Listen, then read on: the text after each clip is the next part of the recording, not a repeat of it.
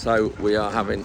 Can I put, is that, oh, do you have I'm them? recording. I am. This is my daughter Sam. You can see she's seed manager for AGRII. I was just going to say, can I put the dogs in the office? Yes, of course you can. Of course you can. So I'm just doing the intro, Sam. So yes, that is my daughter Sam.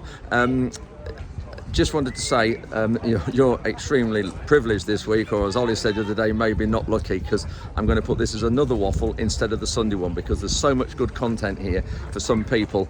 I'm going to put this one up purely on the iFARM. We're looking at the varieties. We're looking at untreated wheats we've got that are full of disease, yet the same variety that's got full programme is really clean. So we're going to go look at that in a minute. That you'll see. We're looking at fertiliser use. We've got different rates, different timings, and Tom Land's talking about the prices of fertiliser, the markets, buying fertiliser, and things like that. Sorry, I'm just realising I'm holding something. This was Nala's toy that Colin Lloyd just found down in the wheat plots. Anyway, so we're going to look at all those things as well, and we're looking at the Herricote beans, which are obviously an important trial. It's just been on BBC Breakfast this morning. If you look back, you'll be able to see that. They came to film it about 2 weeks ago. I was also on 5 Live at 10 to 6 this morning about the beans. I thought, let's do this as a one-off, and then we can see where we go, so that if you're not interested in some of this, you don't have to watch it. I'm still going to be doing my Sunday waffle regular as normal, come out this Sunday, but this is just purely on our iFARM today. Let's crack on with this, and hope you enjoy this video, and if you make it to the end, we'll see you there, and thank you for watching. So everybody's just about arrived for our iFARM day. I'll just go on this lorry, you can see, get a bit better view. Just got to get a couple of vehicles moved that are parked on the end there, because Bailey trailers are coming in at 1 o'clock to pick the people carrier up we've got, because it's going up to Yorkshire, ready for a wedding tomorrow. The sun looks a little bit bright into the camera. You can see we've got a decent turnout today. Steve wants me down there. I'm coming, Steve. Are you coming? Plenty of water, keep your hands, please be mindful of that. We've got a cracking day lined up for you all today. We've got various speakers, so we've got Colin Lloyd, who will be talking about the wheat trials, and talking the good, bad and ugly. It is Colin's final tour with us today, because he retires in October, so please cherish that final memory and enjoy everything he has to say. We'll then move on. We've got Tom Land, who will be talking about the nitrogen use efficiency trials. Steve Corbett, we've got Justin, who will be talking about baked beans, would you believe? It's a crop before they're actually baked, but nonetheless it's one of the first commercial crop of baked beans grown in the UK. But firstly, I'd like to introduce Andrew, who's going to give us a little update on the farm. But firstly, I'd like to thank Andrew for letting us be here today. Obviously we do a lot of trials here throughout the years, and it is a pain. We do lots of different bits and bobs, and it's more of a pain for Ruben and Tom who have to then go out and do 6 different mixes on half a hectare blocks, which I know they don't appreciate, but we do appreciate that, so thank you very much. So without ado, I'll hand you over to Andrew. That's it. This is the second trailer load now, down to the trials. Probably about 45 on this one and 45 on the other, so about 90 here today, which is fantastic. Only slight snake with all the size down is the dust that's now coming through. But we're all right. Good view of the farm as we're driving round. One of the field of beans, planted about 19th of April. So everybody's coming off now, and we are just heading down here towards Tom Land with the fertiliser nitrogen trials. We've got some interesting things there to see, but we won't obviously know the results of that fully until harvest time. Got the RX and the solo part there. It is BTS 1915. Okay, thought it might be. Yeah, did you? Yeah. Right, morning everybody. So this is at the fertiliser I'm Tom station. Land, I'm fertiliser technical manager for AGRII, and I've got my assistant Ben here, fertiliser specialist. We're going to do a bit of a double act, but also we've got Fred here as well, so Fred can tell us everything that we have done and correct me if I've missed anything out. Got a few things we're going to talk about. We're going to sort of start the discussion about the fertiliser market, because I think it's worthwhile talking about what's going on in the markets at the moment. We're going to talk a little bit about P&K, because what's going on in the markets may change your thoughts about P&K. Yeah, I mean the Chinese are an interesting one because they also will be taking quite a lot of Russian material in as well. Skylarks galore. Stocks might not necessarily be their own manufactured product, it could be Russian material that's actually gone into China. So I don't think, I think certainly there was a lot of stock around the world. We had excessively high rainfall in a key period of timing around March, April, where nitrogen uptake is key, but also leaching in the soil is still active. So excess winter rainfall runs to the 31st of March, but I think we're losing nitrogen out through the bottom of the soil because we had a lot of rainfall at that time, and also we had low residual soil nitrogen levels. So certainly we've seen a lot of nitrogen deficiency in plants. We've also picked up on tissue tests. Still got an opportunity to test using the N tester or the root protein prediction test to give you an indication of whether you're going to hit protein, because obviously the premiums are big, and you know, if you want to achieve that sort of 13%, you certainly want to think about how much building blocks of nitrogen you put into the system, and also what your potential yield may be as well. So just bear that in mind. Grain analysis for things such as, but the nitrogen in particular, we can then start to do something called an NUE calculation. So we need a few things. We need yield. So you all know what your yields are. We need an actual yield. So how many tonnes per hectare, multiply by 1,000 to get how many kilograms a hectare. Your percentage grain nitrogen, so that can be picked up off your grain test. Or if you've got a protein result, if you're a milling wheat grower, you can take that protein result and divide it by 5.7. That's quite an interesting figure to have to hand. You know, if your miller's giving you your protein results, divide by 5.7 to get to your percentage grain nitrogen. Multiply the two together, that gives you the total N offtake, and then you need to calculate what your N inputs were. So you need to know how much bag nitrogen fertiliser you applied, what your soil mineral nitrogen is. Now you can use a measured soil mineral nitrogen, or you can use RB209 book value, where you've measured, you know, where you picked up where you are, previous crop, your SNS index for example, and then also what organic manure applications you've made. So that's it with the fertiliser session. Learned a lot there. Tom's great, actually, his knowledge is phenomenal, and this is why I just love having these trials and being involved with companies like AGRII, because the amount we learn is just fantastic. And anyway, that's the fertiliser one done. We're now heading across, and with this other group, heading across to Colin and the varieties. Sorry, I've got it wrong. We're not heading to Colin. There's a group at Colin. We're heading to Ruth, who's going to talk us through this new insecticide, this new fungicide that we have used. And just for those of you who watch this who aren't farmers, a fungicide is a plant protection product that controls disease. An insecticide is a plant protection product that controls insects that are damaging the crops. So that's the difference between the two. And a herbicide is one that controls weeds. Ingredient fares in terms of ecotoxicology, latent behaviour, efficacy, operator exposure. So looking at how that product can be used out in the environment and ensure that we don't cause any unwanted damage to anything else, any other crop, that it doesn't hang around in the soil too long, that it doesn't have any effect on any non-target invertebrate or any Ruth is just explaining about a new product, what happens when it comes to market or before it comes to market. In terms of its efficacy and where we would put it within the programs. So there are always standard programs that we will use, and we will bring in any new product, keep everything else exactly the same, put it out across any of our 30 iFARMs from the north of Scotland down to Dorset, and then look to see specifically what happens in those different soils, different crops, different programs that would be used in those areas, and how it all fits together. So when we're looking at something like a fungicide, we'll be looking to determine which diseases it's the most active against, at exactly what timing.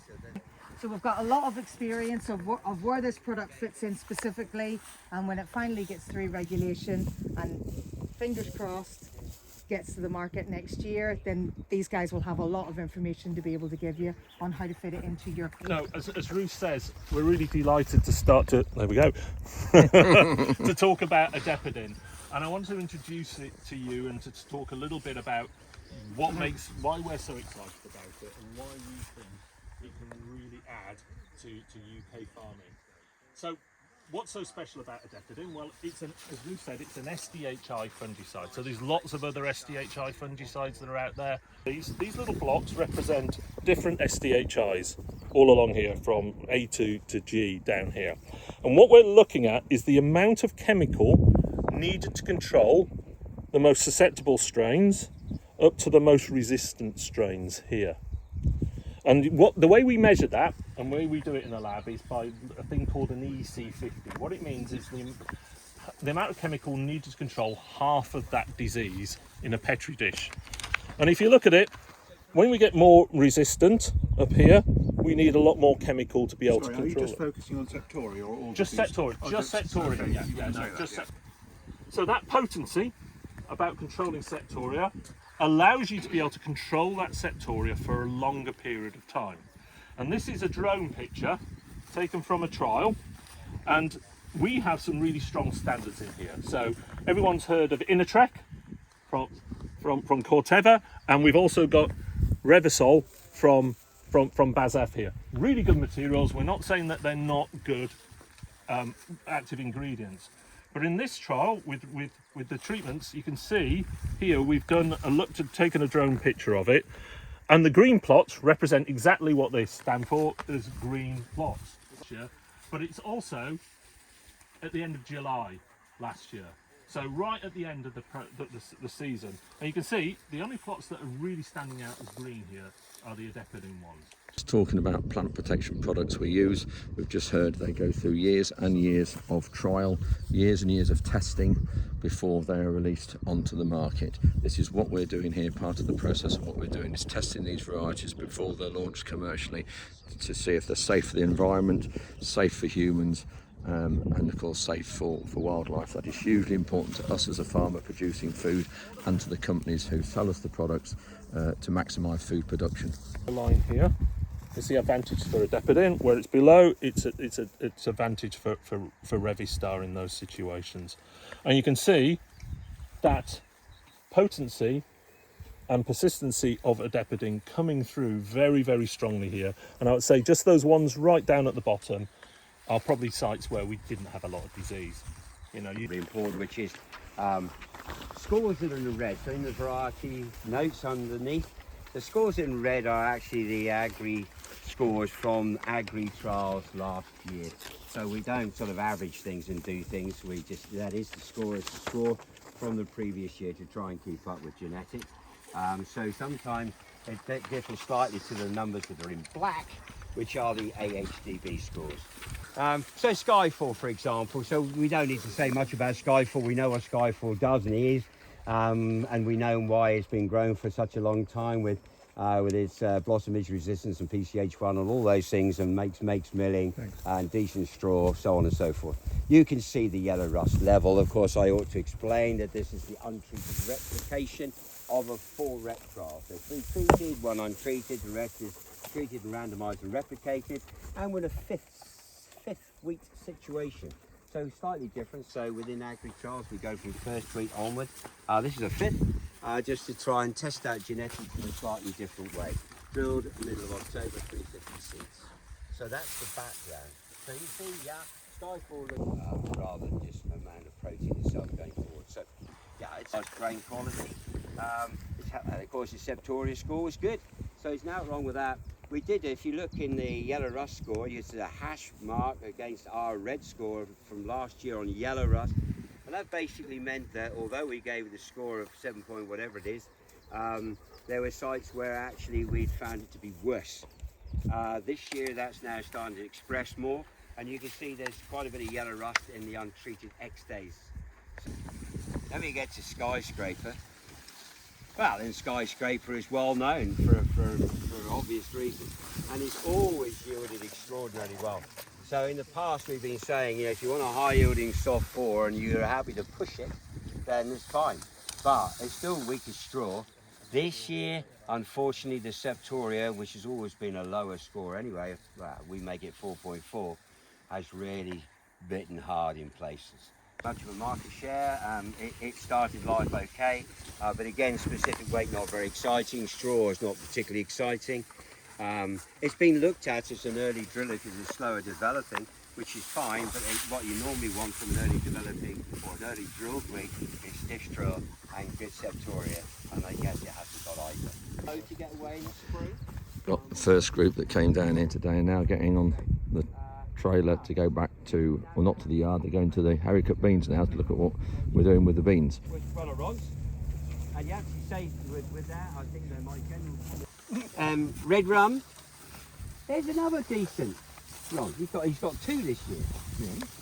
So red rum again. There doesn't seem to be any particular characteristics looking good. So it'd be a fight off to see how well these do and how well they compare and contrast going forward. So that was Colin's final run through the wheat here at Leadenham, Leadenham iFARM, and he's been such an asset to the company throughout all the years he's been with us, and his expertise in wheat varieties alone is next to none. So can we all show our appreciation for his final run through at Leadenham. Thank you, Colin. Thank you. Thank you very much. Lovely to have seen you over the years. Great. Any other questions for you all happy bunnies? We're all happy bunnies in that and slightly hot happy bunnies. Yeah? So we'll Now getting back on the trailer to head across to the beans to see how the baked beans are growing. Got Tom coming up behind. You can see him through the dust, just.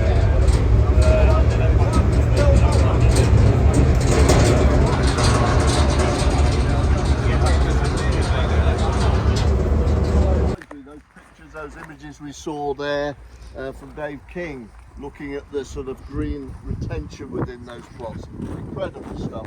And to me, I just find it fascinating. So Jonathan's going to talk about some of the stuff that we're involved with. But for me, we've got a free flow drill behind us. I just want to make this point. There is an awful lot of talk about direct drilling, about doing things a different way. For goodness sake, there's one clear message. Margin is crucial. Getting a crop established that's going to perform. I keep hearing about nutrient use efficiency, etc. That to me means that crop has got to have its roots down as far as it possibly can, getting hold of nutrients, moisture, all of that needs and means that soil needs setting up. Different soil types will need different approaches. Any of you been to Stone Longer, you'll hear me bang on about silt, clay, and how they settle, or the silt settles within the clay components. To stop that happening, we're using a low disturbance leg. You saw the solo back there in that other field, which has indeed got a leg on it. So that can stop and crack those silt layers. It's also got press units on it, etc. So that is very much used on farm to get the soil structure right. So here we are, we've got a bean crop. The important thing about the bean crop, I mentioned it to the first group on the trailer, beans will and are a very good indicator of soil structure. They provide a beautiful soil structure for the next crop. However, if that soil structure is not right when you're growing the bean, it will tell you. So it really is a very good indicator of soil structure. As you came past that spring bean crop, yes, it's pretty short, but actually you just see it's got a trace from one side to the other. That was the bit I was looking at. That shows me that soil structure underneath there is good to go. This also behind me shows me that this soil structure is also good to go. So what we'll do now is move on up out of the way of this group, and I'll just mention about the free flow. Explain, baked beans is a possible end market, but there's other end markets as well. The issue here is trying to agronomize this crop. It's ideal from a blackgrass point of view in terms of this don't want drilling till mid-May, and it's actually harvested September. So actually for getting that blackgrass flush, it's ideal. And in fact, this field was down to grass. The grass was sprayed off, the seed bed created, that was left, final spray off was done, and then we drilled in with let me just mention an elderly free flow 8-metre drill over there, direct drilled this into this ground here. The other drills that we use, the trials drills, etc., just it'll go through. But this is direct drilling. So when people talk about direct drilling or less saw movement, etc., it isn't necessarily a case of going out and buying new fancy kit. It may actually be the kit you've got and adapting it. And I know some adaptations have been done, Andrew, in terms of moving some of the tines out of the way, but essentially we've direct drilled with that drill unit here. And I'm pleased, although this area is a headland area, I'm pleased with the result because the surrounding crop, you can see beyond, this is for seed multiplication, is looking good. 4 years ago, we started a project with Warwick University, a breeder there called Eric, who was looking at growing British baked beans. So for context, we import 60,000 tonnes of haricot beans. So Eric set himself the challenge, well, why don't we do that in the UK? So the bean that he came up with is the Capulet, and the field behind you, that is Capulet. This is the Capulet seed, and this is what we're going to hopefully put into growing British grown baked beans. So like I say, we started 4 years ago. Eric gave us a bag of seed, small bag of seed. So the first year was just multiplication. We were up at deeping, so we did that. First year multiplication, great, grew them fine. Then it came to harvest, pretty low down. We left about 50% of the seed on the floor. So yeah, pretty galling actually, because they'd grown well. We were pretty confident. They podded up nicely. There seemed to be a lot of yield there, and we left it all on the floor. They just sit too low. So like I say, that's what happened. So then we had enough seed, so we started putting it into trials. So if you look this side of me here, these few plots are at 15 centimetre rows, and the few plots this side are 30 centimetre rows. I'll show you a little bit of data on that in a minute. And then we've got different inoculants. So we've got Legume Tech, an Ad-Terem inoculant and an untreated. That's just across there. Different seed rates, 50, 70, 90, and then 2 different drill dates. This bit behind me here was drilled on the 10th of May. The bit there that's just coming up, slightly patchy, was the 24th of May. The rest of the field that Andrew drilled was on the 18th of May. So like I said, we've been working to agronomise these for 2-3 years now. We were at 40, 60 and 80 seeds per metre square. And as you can see from this, 40 was behind. We're at less than 2 tonne, and with these two, we're at 2.5 tonne plus. So we've then moved that forward. We've upped our seed rate, so now we're at 50, 70, 90 in this trial for our 3 different seed rates. I would say the optimum is at about 80. Just said to Andrew, the germination on this Capulet wasn't great, so we have upped it a little bit, but I would say 80 seeds per square metre is probably where we're at. So that was 2 years ago, and this was last year, and this just shows the difference in drill dates. So 9th of May, 30th of May. Last year wasn't great for yield because it just dried out too much, so we were down at about 1.5 tonne. So yeah, 9th of May we found that was a better timing. We were dragging in so much soil because the soil was fine and loose. We just dragged that all up with the beans. The beans didn't really have enough weight behind them to flow steadily into the combine, so we got a real mixture. So that was kind of one of the reasons why we came down here to work with Andrew. Soil less fine, still ideal really, flat field. We'll get the Macton in here, so hopefully we can get more of the seed into the combine, and we can be targeting that. We want to be at about 3.5 tonnes per hectare. Commercially, to make it work, that's kind of where they're setting it at. Is a little black seeded one. The Olivia has just gone in over there. Sorry, Andrew. All right. Yeah. You got that. And the Godiva is in the far tramline there. So they're both just for seed multiplication. These 2 varieties aren't for the baked beans. These are more just for the health food market. So in your salads and your cans and stuff. We said we have got an agreement with Princess of Canna. So if we can just show them that we can get enough of this, the Capulet. So the rest are growing the Capulet. We've kind of got that wrapped up. If we can get this combining right, we're okay. So the field, herbicide wise, with all these innovation crops, it's a limited pool of herbicides, but the crops had dual gold and Praxim as a pre-em, and it had Bacigran post-em, so all completely safe on that. Needs a little bit of nutrition, so we'll stick a little bit of fert on this, some manganese and some mag, and a Amastar fungicide. So growing it, we're kind of there. We're growing it. We're just fine tuning it, but it's just the combining. So this is where this came in. Amazon Precision with their precision drill came on the 25th, I think it was, to drill this. So as you can see, drilled down there in rows. I asked them to do about 80 seeds per square metre. It's difficult because it's as much as they can do really with their maze sort of drill. But so this first section up to the white cane, they drilled them, and then they went back in and drilled the black oat, the sporale, which is a really vigorous, fast-growing oat at about 30 kilos per hectare. And they've drilled that in the middle of the row, just past the white cane there. They've drilled it down the same row, so kind of like a little dribble next to it.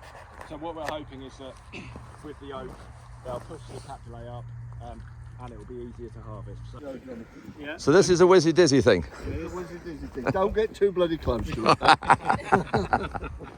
Good afternoon, everyone. This is probably as much an introduction to myself. As Steve said, I've only been here 6 months, as it is to the technology that we've got here today. But so my name is Jonathan Trotter. I'm the technology trial manager for AGRII. This is our R&D drone, and this is what we've been flying the beans with. I came a few weeks ago. Yeah. I've flown it again this morning. And basically this sensor here, along with this drone, enables us to fly and capture data at 0.5 centimetre per pixel. So if you think about what you can get with a satellite, this resolution is so much more, so we can then pull out information on a trial basis with our plot work across the country. So that's really going to start driving what we're doing with R&D to pull out more differences. We can look at any sort of vegetation index that you're interested in. We can look at plant counts. All that kind of stuff is enabled by this kind of stuff. I've set the drone up here. I've put in the border of this field. It automatically knows the border. I basically asked it just to go and do a demonstration for us today. So it's going to fly to 3 different points across the field. It's then going to upload the information and bring it back to me within about 20 minutes time. So hopefully, when it's ready. Now this is going to take off, and it understands its environment, so it's not going to crash into anything, he says. And it's going to fly down to the level of the crop. It understands what crop it's flying, and it's going to then get some really high resolution imagery from about a metre or so above that crop. If anything was to happen, I can stop the flight or anything like that. But basically it's looking after itself, and it's able to do.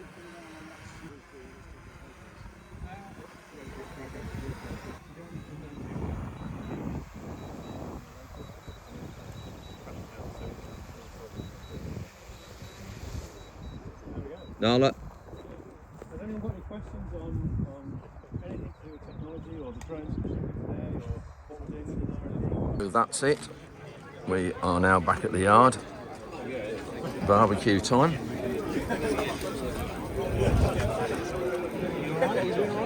Thank you. With onions? Yes, please. Perfect. They normally have a hog roast at these events, but I always say no, I don't like hog roast, I'd like a barbecue please. So they know now they always have a barbecue here. Brilliant, everybody's round in the shade. So that's it for another midweek special. So crikey, that'll be 4 waffles this week. So you're either been spoilt or you are a glutton for punishment. Hope you've enjoyed them. Sunday we're back as normal, as we say. So thanks very much for watching. Click like and subscribe if you do enjoy it. Thanks very much for watching. Great to see so many of you here today, and we'll see you on Sunday.